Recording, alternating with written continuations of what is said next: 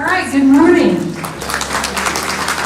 everyone. I'm Cathy Smith. I'm the chair of the Paraeducator Board, which is part of the Professional Educator Standards Board. I've been a paraeducator since 1997. That's 21 years. Do the math. And I work at Lincoln Options Elementary. I've been there all but 3 months of that time. It's an alternative elementary public school, and it's the school that's closest to the state capitol. I'm thrilled today to share with you the pathway of paraeducator involvement, about how we were an important part of the creation of this legislation. I first got involved, actually Steve reminded me that I first got involved when I went to see Steve with a group of about 6 or 7 people, Representative Berkowitz, and he sat and listened to us, he took notes, he asked questions. It was easy to go to the state capitol and talk to our representative. I've done a lot of testifying. How many of you out here have done that? Anybody? Good. I want to see more hands up, because we need to be a voice with our legislature. We need to let them know that this is important to us. I became involved when I was asked to testify for Senate Bill 6129. That's the bill that created the Senate subcommittee work groups to investigate the career ladder for paraeducators, along with professional development that led to the certification program. Previously, I was doing the cost of living. I had done the cost of living increases. I testified for that, and also for access to community college classes. So I was familiar with the procedure a little bit, enough that I felt comfortable saying yes, but I was really happy to be involved. I knew that paraeducators in some cases were expected to provide services for which they had little or no training. I also felt that they often had knowledge and skills that were underused. Eventually the bill was passed that created the subcommittees, and all of the subcommittees had a maximum of 2 paraeducators on them. We were well represented. During the work groups, we researched what was happening in other states. We took the best ideas and made a plan that would work in Washington. We made proposals to the legislature for pathways for paraeducators to become teachers. And I knew that given the opportunity, with support, and that was the key, with support, not all paraeducators, but many paraeducators would jump at the chance to become teachers. We would grow our own and increase our teaching staffs with highly skilled, competent educators who were familiar already with school culture and with school policies. I participated in 2 of these work groups, the special ed work group and the articulated pathway to becoming a teacher.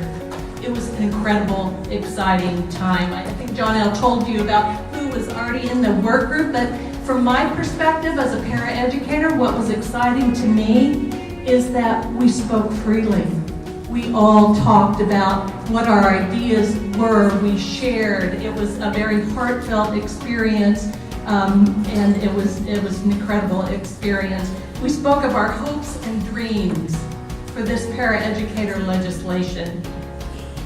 Then I had the opportunity to testify at the hearings for this legislation for the House Bill 1115, and we were thrilled when Governor Inslee finally signed House Bill 115 into law in 2017. There's just been an incredible whirlwind of activity since then.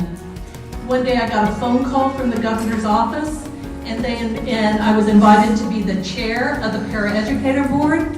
And I have to tell you, this came as a total shock to me.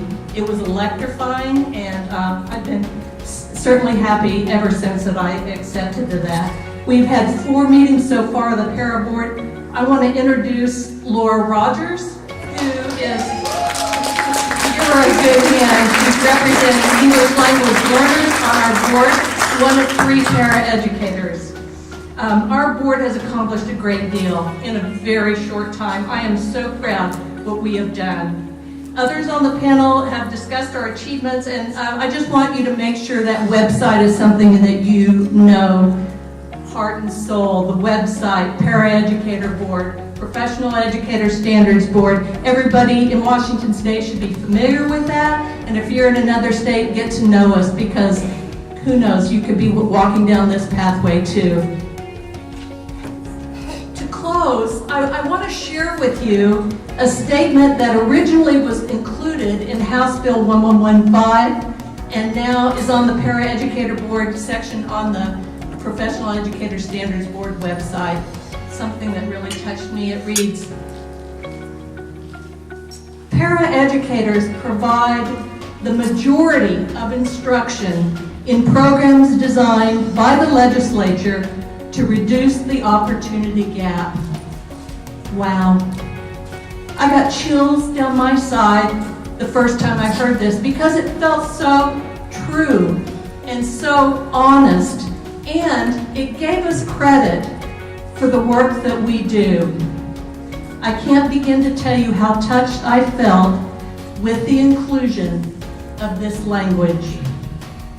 Then it continues, it's a little paragraph there. "By setting common statewide standards, requiring training in the standards and offering career development for paraeducators, as well as training for teachers and principals who work with paraeducators, students in these programs have a better chance of succeeding." For me, these are truly powerful words.